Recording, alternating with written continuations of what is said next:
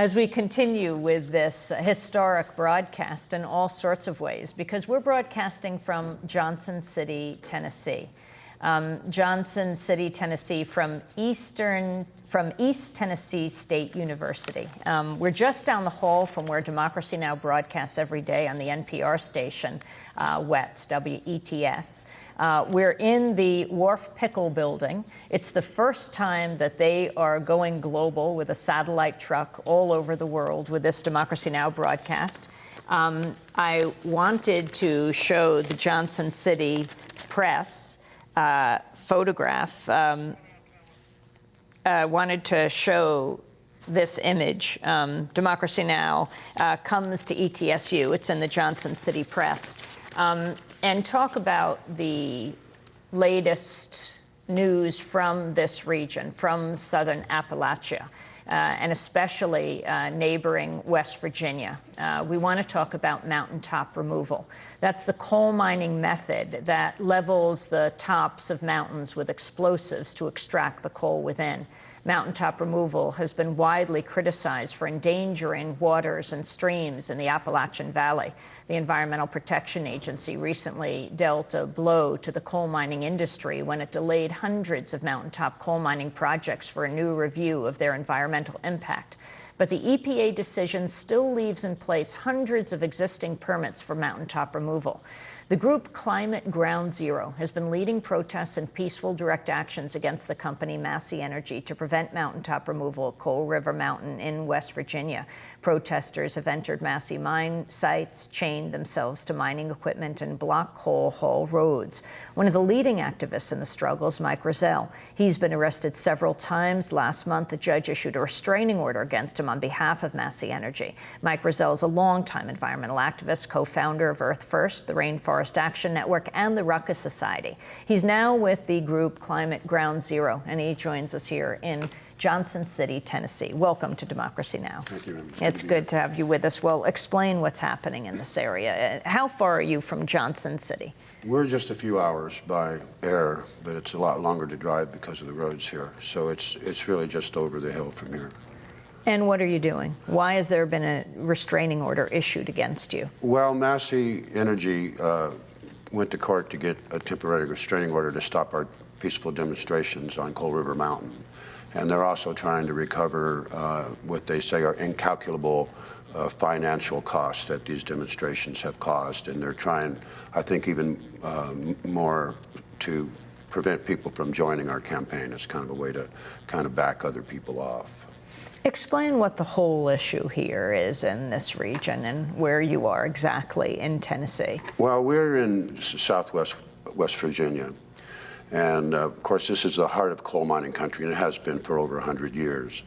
But usually the coal has been mined by underground miners, and there are environmental costs associated with this. But in the last 15 or 20 years, due to the massive new equipment that they've brought in, now strip mining has become one of the key ways for them to remove coal.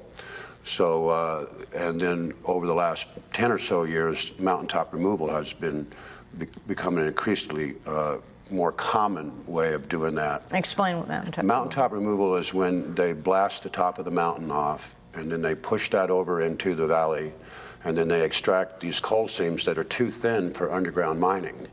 And then they basically leave the area leveled like that. They put grass seed on it. And up till now, about 2,000 miles of West Virginia creeks have been buried under these landfills, and over 500 mountaintops have been blasted away.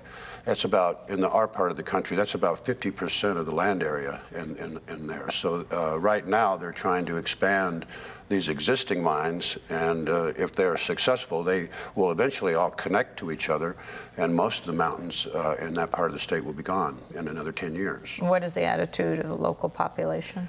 Well, they're very mixed attitudes. The underground miners, I think, are starting to see this form of mining as a threat to their jobs. Those who are not involved in the mining industry are almost unanimously opposed to it. And even a lot of the folks who work for Massey Energy are not really happy with what they're doing, but they're kind of, because this is one of the poorest states in the country, they don't have many choices. There are no other jobs.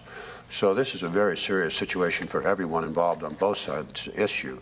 But I don't think there's really that much support throughout West Virginia for destroying the mountains. There is support, I think, for supporting the coal industry, which has been the backbone of West Virginia's economy for quite some time. So how do you put all this together then?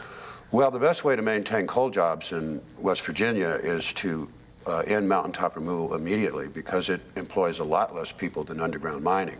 Underground mining is a lot less destructive to the environment, and it could be even less so if more regulations were enforced and new ones put in place. But the blasting of the mountains removes any hope for any jobs in the future. And some of these mountains are very good sites for wind farms. And we've done studies on Coal River Mountain to show that it would actually produce more jobs if they were to develop the wind resources. So this is not a jobs issue at all. This is an issue about an out-of-state company coming into West Virginia and extracting the coal with the most profits, with the least amount of expenses, and then getting out of there. And it's a cut-and-run operation. So the forests are removed, the streams are buried, they're just plant these mountaintops, which is just basically gravel with a little bit of grass seed, and take a picture when it greens up, and then they leave. So it is really not about coal mining. This is about a company that has been exempt from the law.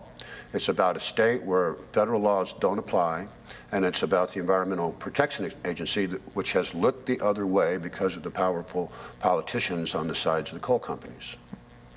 Can you talk about your trajectory, where you've gone in your life, from Earth First, Rainforest Action Network, Ruckus Society? Talk about each of these organizations that you helped to found, what you hope to do with them, and then what you're doing here. Well, I started out in Wyoming, in northwest Wyoming, and that was kind of an energy resource colony there.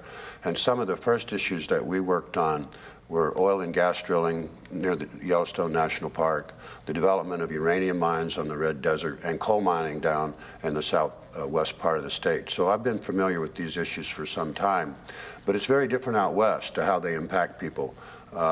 It's a much more rural area. There's less population in Wyoming. Here in West Virginia, all of these valleys contain communities. Some of them have been there for over 100 years, and some of them were there before the Revolutionary War. So the impact on communities is much greater in West Virginia. But after working on energy issues for a while, I became very concerned about the situation with biological diversity on our public lands, and the key issue there was the logging of old-growth forests.